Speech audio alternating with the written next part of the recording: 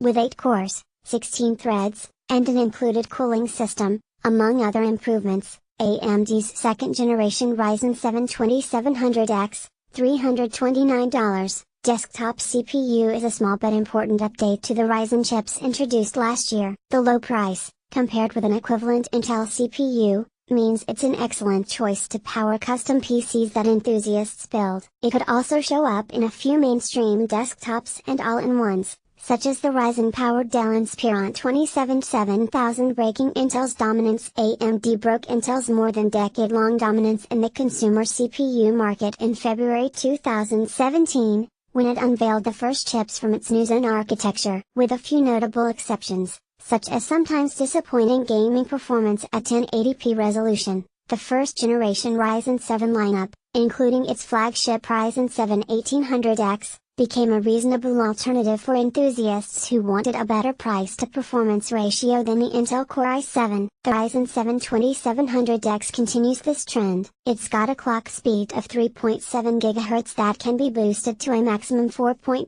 GHz, and it comes with the sorts of improvements that you'd expect from an incremental CPU upgrade. It isn't based on an entirely new architecture. AMD says the update is more like Zen Plus instead of, say, Zen 2.0.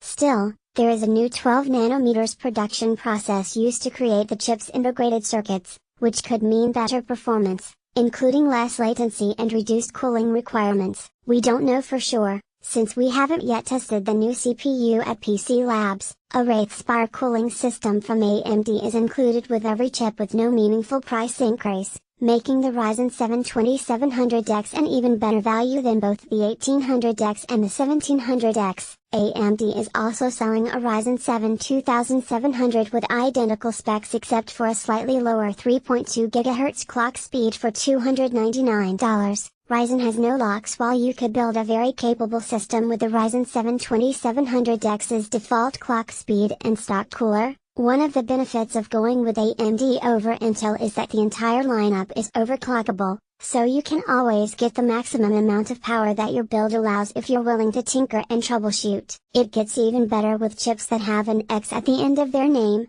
since those can clock even higher than the top boost clock speed, 4.3 GHz in this case, assuming you've got an adequate cooling system. The downside with the first round of Ryzen 7 chips is that the XFR boost is locked at an extra 100 MHz, so the Ryzen 7 1800X can clock as high as 4.1 GHz with a large cooler installed, rather than the 4 GHz top stock speed with a more modest cooler installed. It remains to be seen if the 2700X can go higher. The new CPU also comes with a new AMD X470 chipset, although the CPU is also backward compatible with motherboards that support the first generation Ryzen lineup. Other than enabling new motherboard designs, perhaps the most intriguing feature of the X470 is AMD's new Stormy technology, which lets you combine multiple SSDs and conventional hard drives into a single virtual volume and automatically assign files based on their storage speed requirements. In AMD's internal testing with Stormy enabled on a combination of a HDD and SSD,